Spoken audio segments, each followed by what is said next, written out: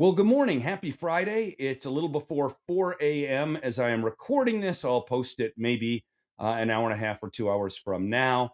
I woke up this morning to see some political news that I missed yesterday, which I want to talk about, as well as the bigger political news that I think most of us saw yesterday. So, the one I saw this morning that I predicted or at least hoped for out loud yesterday on the show is that Congressman Tony Gonzalez has dropped out of the race for reelection, which means that Second Amendment activist Brandon Herrera will be the Republican nominee for that seat in Texas. Why did Tony Gonzalez drop out? Because he had an affair with a staffer that he long denied, but then admitted earlier this week on a radio show. Anyway, he was sending this staffer text messages, asking her for sexy pictures and asking her what her favorite sexual positions were. She was texting him back things like, "Boss, this is going way too far." Although maybe at some point she did send him the pictures he was asking for, but they did have an affair and they were married, but not to each other.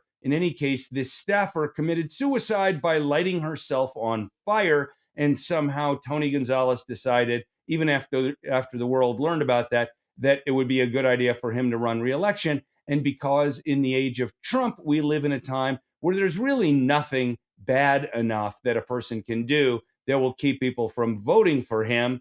He ended up in a runoff. I think he got more votes than Herrera in the first round. Again, this is the time that we live in where literally you can have an affair with a staffer and she can kill herself by setting herself on fire and people will still vote for you. That's how stupid our politics are and how terrible so many of our voters are. Sorry, but that's how it is. In any case, he has recognized that he was going to lose in the primary and he has dropped out. Good riddance. So I will also note that he said that he made up with his wife. Wonder if that's true. I don't know that I would forgive that behavior if I were her. And he also said that he asked God for forgiveness and God forgave him.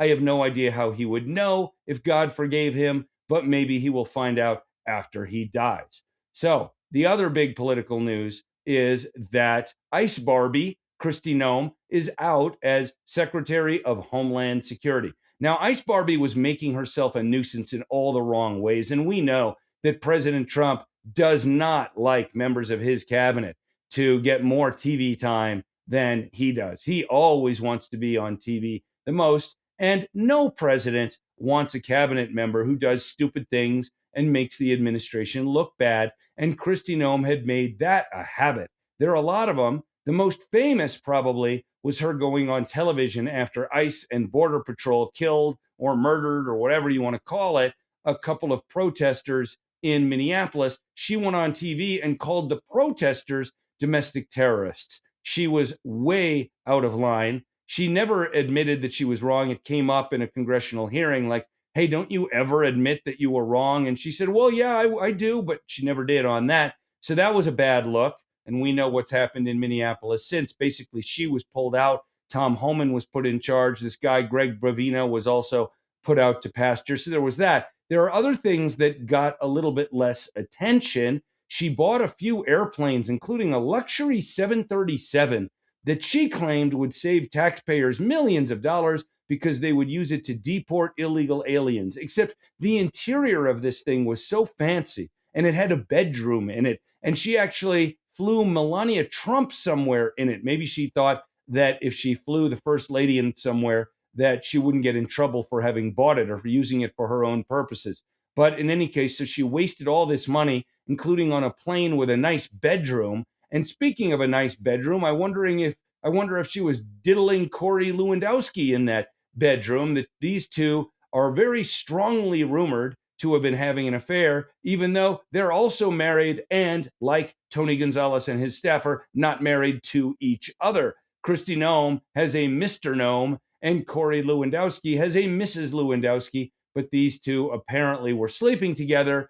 They deny it, but when it came up in a House hearing earlier this week, when Kristi Noem was asked under oath, "Are you having sexual relations with Corey Lewandowski?" she did not say no. Instead, she said something like, "I can't believe we're talking about this tabloid nonsense again." Another member of the House came back to that question and said, Why can't you just say, no, I'm not having sexual relations with him? And again, she didn't say no. So probably the answer is yes. And one wonders if that was the purpose of that bedroom on the airplane. So that's a bad look. And then earlier this week, I shared with listeners on the show some audio of a grilling by Senator John Kennedy of Louisiana of Kristi Noem, in which Kennedy was questioning the propriety of spending $220 million on a series of television ads, essentially featuring Ice Barbie, always in perfect hair and makeup, as Ice Barbie would be. In many of the videos, she's standing talking about something. In some of the videos, she's riding a horse. I don't know if all of the videos feature her, but certainly many do. It wouldn't surprise me if they all do. I don't know. But Senator Kennedy asked her, did President Trump approve this? And she said yes. And I came on the radio on Tuesday and said, I bet you that's not true.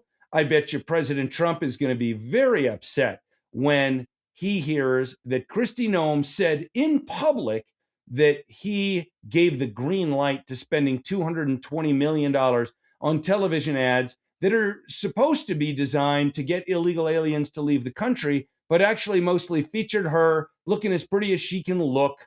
And a lot of these ads run on Fox News in English, not exactly where illegal aliens are going to get their news. So anyway, I said, I think Trump is going to be really upset about this. And I think this may be the final nail in her coffin as DHS secretary after so many other missteps. And now that is the case. Now, she's been given a job at some new organization that's going to be announced today, I think. A name, some weird name like Shield of America.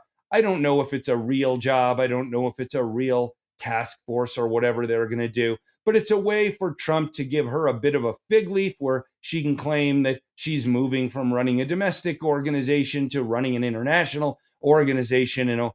Because Trump, unlike his first term, doesn't fire anybody this term, right? The first term he fired everybody. This term he fires nobody, even when they deserve it. In any case, so Kristi Noem is out and Tony Gonzalez will be out. He may serve the rest of his term because the House Republicans need the vote. But I'm glad these two are both gone.